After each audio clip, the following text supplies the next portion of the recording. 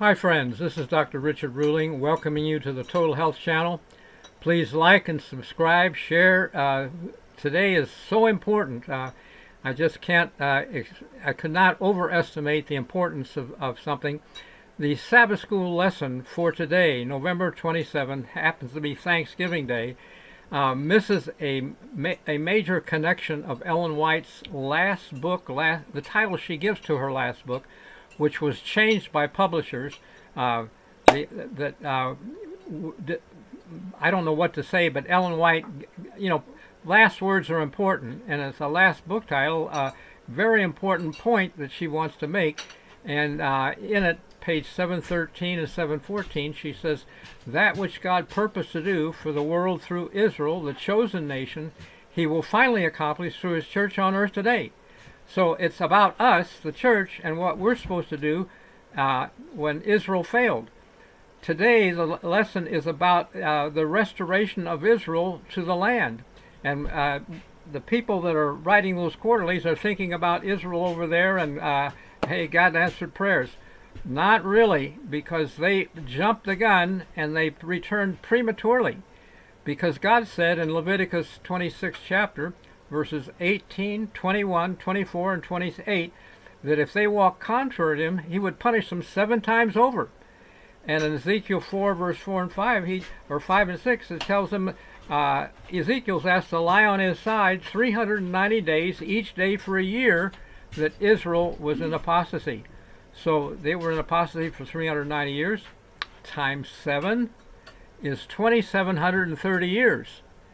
And Sennacherib came, king of Assyria, to take Israel captive in 722. Actually, he was is when he took Israel, and from 722, subtract that from 2730, and it's 2008.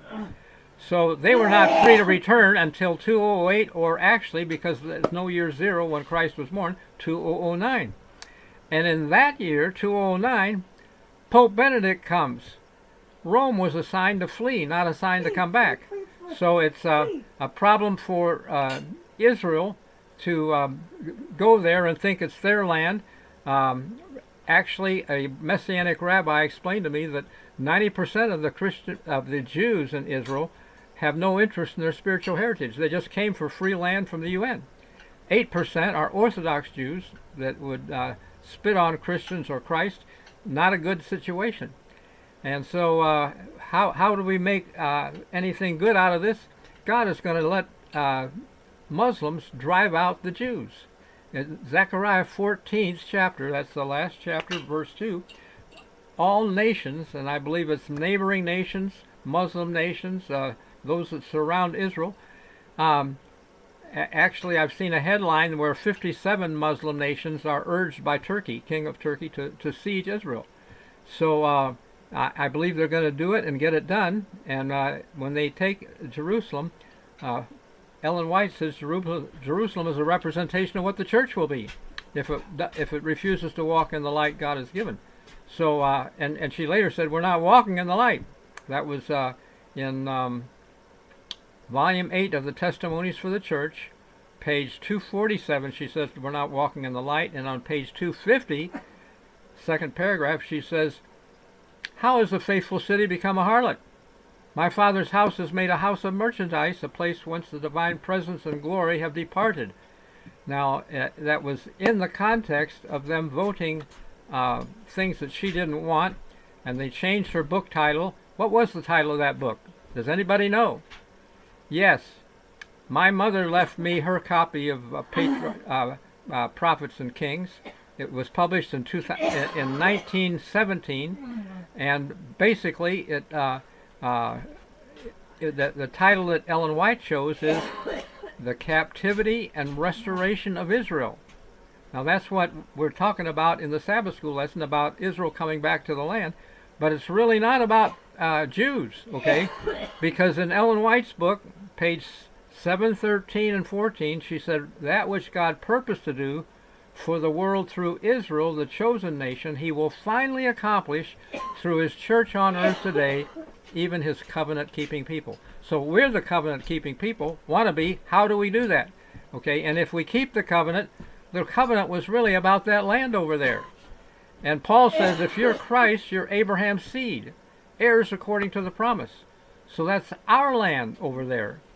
And when we get to the end time, and the UN is going to mandate bad things, and you can't buy or sell without false worship, and Seventh-day Adventists believe that will be Sunday worship, because there's nothing in the Bible about worshiping on Sunday. The book of Acts has only one reference to the first day of the week, and it has 9 references to Sabbath. 3 of them say every Sabbath, Paul was in the synagogue, and so on. So it's a phony baloney emphasis on Sunday, the Lord's Day, when Mark 2, last verse of the book, of the chapter, says the Son of Man is Lord also of the Sabbath. If the Sabbath is his day, how do we get Sunday out of that? Okay, it's not just because of a resurrection. That was the Pope's idea. When Constantine, a sun worshiper, wanted to make a Sunday law, the Pope figured out a way to make it worthwhile, because Christ rose on Sunday. Well, there's nothing in the Bible about worshiping on Sunday because Christ rose. Okay, that's why we do baptism. We are buried with him in the waters of baptism, immersed, and we rise to walk in newness of life. That's the way to celebrate God's resurrection, Christ's resurrection, is by being baptized, and we give our life to him. So not a good idea for what the Sabbath School Quarterly missed. In fact, I'm going to explain it a little further. It says that, I'll quote Jeremiah 30, verse 3, says, Lo, the days come that I'll bring again the captivity of my people, Israel and Judah, and cause them to return to the land that I gave their fathers. They shall possess it. Verse 11 says, I am with you to save you, though I make a full end of all other nations. I will not make a full end of you. Well, I don't want to be here when the full end is made. I even wrote a book about the fall of America, because I believe that time is coming soon. We already see the start of it, the way things are going. God punished Egypt for enslaving Israel and throwing their babies in the river. But America is worse than Egypt. We've enslaved not just Israel, but everybody in alcohol, tobacco, drugs, negative lifestyles. Medical care is a form of bondage. If you have to go to a doctor every couple weeks and get a blood test, an x-ray, or take this prescription and so on, those prescriptions are potentially high risk for adverse drug reactions, leading cause of illness, disability, and death. Yes, I'm a physician. I'm board certified. I taught health at Loma Linda. I understand this better than most people, that the CDC is lying to us, because they have never mentioned adverse drug reactions as a leading cause of death or illness, in spite of the fact that medical literature proves it, shows it. I have it from, first of all, JAMA, Journal of American Medical Association, and Tax Day, April 15, 1998. The article reported 106,000 deaths in hospitals, made medical care the 4th to 6th leading cause of death. Well, the CDC gives every year a list of the top 10, but medical care is never in it. They're in business with pharma. They don't want you to know that the drugs are going to hurt you. They want to be making the billions that they are. So it's really problematic. And I just say, if we get to the back of that chapter where Ellen White took the title from Jeremiah 30, the last verse says, in the latter day you'll consider it. And the next verse says in chapter 31, at the same time. Latter day, same time, is the new covenant promise. We get the new covenant in the latter day. If we don't have it, we're not ready for heaven. We won't be taken to heaven if we don't have the new covenant fulfilled to us. But the point is that if we die for him, we can. But if we want to live till Christ comes, 144,000 get to do that. You better. We need something beyond just a better determination, because we need his law written in our hearts. And so that's what we got to do, really. And that's the context of the new covenant promise in Jeremiah 31 and in Ezekiel 36. I can remember it this way from Ezekiel. It's 36 chapters, 36 is 36, and 24 verses, verse 24. I'll take you from among the heathen, gather you out of all nations, bring you into your own land. Then I will sprinkle clean water on you, and you'll be clean. I'll give you a new heart, put my spirit in you, cause you to walk in my statutes and judgments, and you'll dwell in the land that I gave your fathers, and I will be your God, you will be my people. What more comforting message can you have at a time when the beast power is going to mandate false worship and compel you, and they will probably torture your friends to find out where you are so they can torture you if you won't comply. Bad situation, but if we want to go to the land of the covenant, which is what the Sabbath school lesson is really about, how he's going to gather us and take us as a shepherd does his flock, we will come again to our own border, etc. That's not a discussion point in the lesson. So bad situation. We spent 10 minutes now.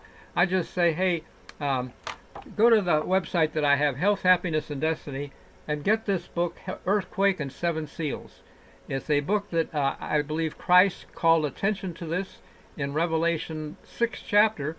When the lion roars, John heard thunder. It's the only creature that can sound like thunder. That it mentions the four creatures by the throne. And the first one is the lion of Judah, Christ. There's the calf, a man, and a eagle. But the only thing that can sound like thunder is the roar, which is an earthquake. Joel 3:16 says, when Muslims take the city of Jerusalem in the day of the Lord, that's Zechariah 14:2, the Lord will roar from Jerusalem, heavens and earth shake. And that will also impact us and the U.S., Southern California, Loma Linda will be on the ground. Ellen White saw it in the, this is volume 9 of the Testimonies for the Church, page 92, and she said it seemed that Judgment Day had come, page 93. So anyway, lots of things coming soon, and I would urge you to be prepared by getting this book, which is about the seven seals. Christ calls attention when he roars. John heard thunder, and it says it was one of the four creatures saying, "Come and see." And so that was Christ, the Lion of Judah. Ellen White also calls attention to it. She says, clad in the armor of Christ's righteousness, the church will go forth into all the world, conquering and to conquer. Those words, conquering and to conquer, is the white horse in Revelation 6. And I just say, hey, I've had an experience that way, and I'm seeing how it is for us, and I think we need to be better prepared than we are right now. Thank you for taking a look. God bless you. We'll talk again another time. Thank you. And ask your friends to take a look at this.